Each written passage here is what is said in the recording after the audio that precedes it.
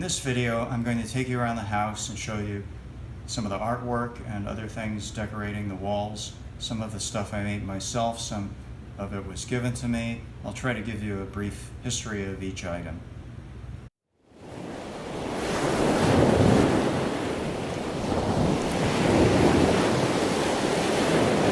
I think we'll start up above.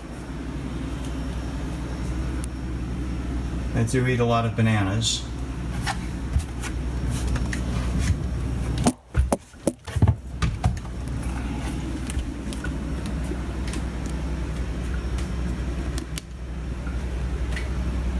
Okay, these are bookends that I made a long time ago. I think it's made from just two pieces of cardboard. I traced out the outline and then kind of scored them and glued them together. Used some tape and then painted them this egg plant color with acrylic paint. And they're more decorative than functional because they don't have a piece that goes underneath the books. So they stay in place because of that edge there. And there's some interesting books that I have up here. This is a hardcover version of the Lord of the Rings trilogy. Let's see, there's some old textbooks, a couple of running books. Pritikin Program, one of the first nutrition books that I read. Some books about San Francisco. This is a book from my childhood, Charlie and the Chocolate Factory. This one here, Running and Being, by Dr. George Sheehan. It's much about philosophy as it is about running. Read that when it came out back in the 80s. Cricket in Times Square.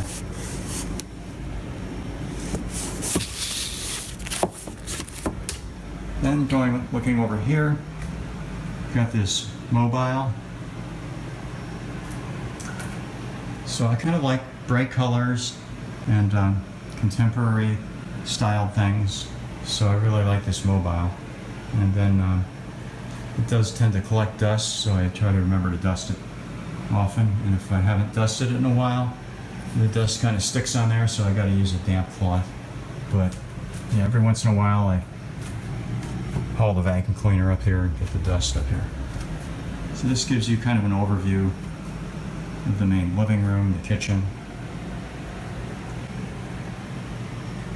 These tie-dye pillowcases, I bought these, found them on Amazon. I saw them on somebody's YouTube video and I thought, well, I want tie-dye pillowcases too. They really brighten up the room. I have an interesting story. I found them on Amazon for $1.99 each with free shipping. But the free shipping was only if you bought one.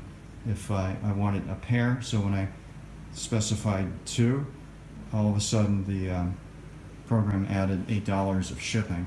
I didn't want to spend $8 of shipping, so I placed two separate orders for one pillowcase each to avoid that shipping charge. And the shipper ended up combining the two orders anyway because it's cheaper for them to send them together. The last time I ran a full marathon was in Los Angeles in 1994. This was the official poster for that race that year.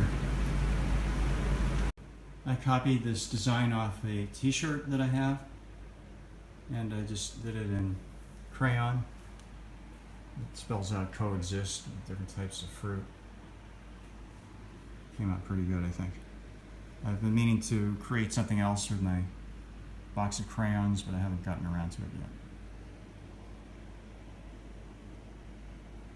So 30 years ago, I used to drink soda, not a lot, but about a 6-pack a week. I would take a can of soda with my lunch to work every day, then I drink maybe the 6th can on the weekends.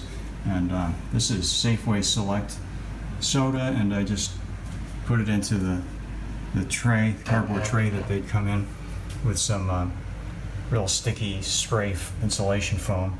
And all of these are open except this one in the middle. Looks like it's not open, but it doesn't have any soda in it. I cut a hole on the bottom to drain out the orange soda from that can.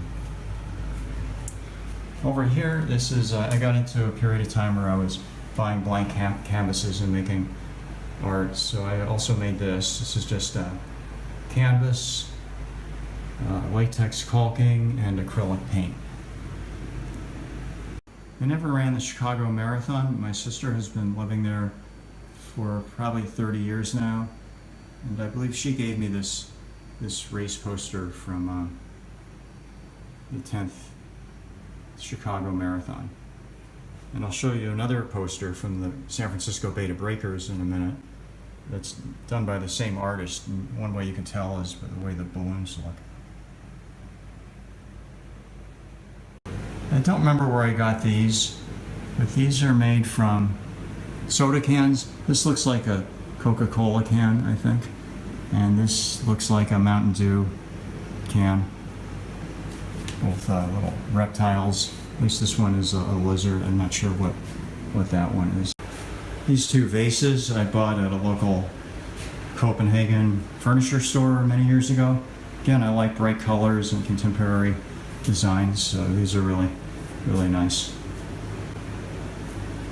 And behind it here is one of my favorite quotes from Professor Gary Francione about veganism. So this is just a piece of heavy-duty aluminum foil. It's attached to the wall with, I think, 2 or 3 clear, colorless thumbtacks and just a few pieces of double-sided tape. So it kind of has the illusion of just sort of sticking to the wall with static electricity or something. I don't know the history of this piece, but a friend of mine many years ago was moving out of the country and she was selling a bunch of her possessions, and I bought this. It was just a few dollars, I don't remember. Okay, here's that other painting. Sorry about the reflection, but this is the Examiner Beta Breakers. It's a big, crazy race in San Francisco in the spring. I don't know what year this was. Oh, 1990. I ran it that year. I've run it about 3 times. And I bought this at the expo. I think it was pre-framed and I just had it shipped. These are 3 windows that I didn't want the western sun coming in.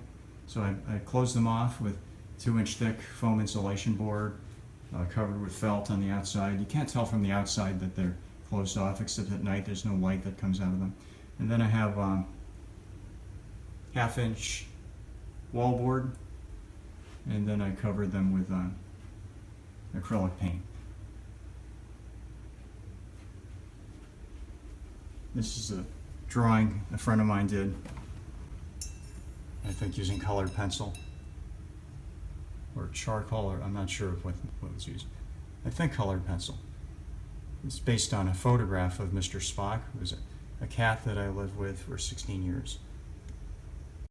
This covers a window that I didn't need. The house has too many windows and it would have had a lot of hot sun coming in here in the summertime.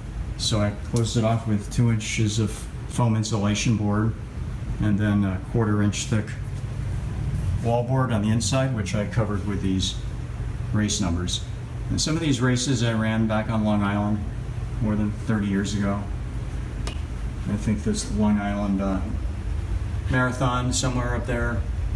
And then some of them are from races here in the Phoenix area in Arizona.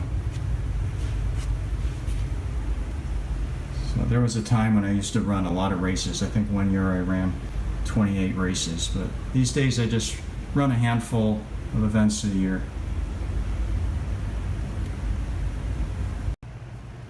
This is my entertainment center. It's just a couple of pieces of particle board, some concrete blocks for the base, a whole bunch of stacks of beer cans. Over the years I've changed out the beer cans.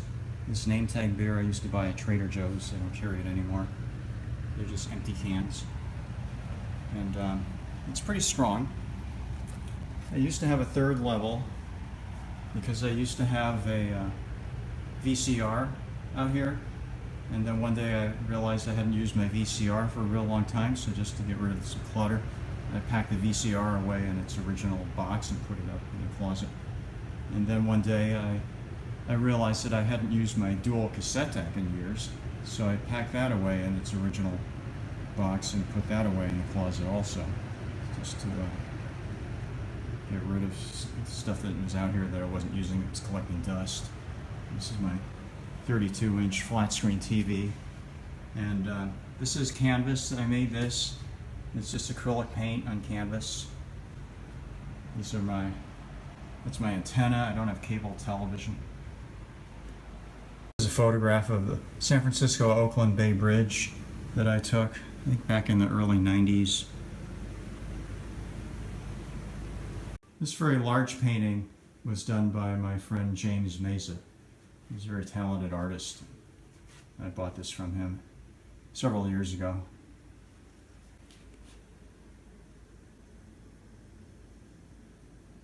This was a puzzle map of the United States that my sister and I played with back when we were kids, and I just glued it together, permanently glued it together and hung it on the wall.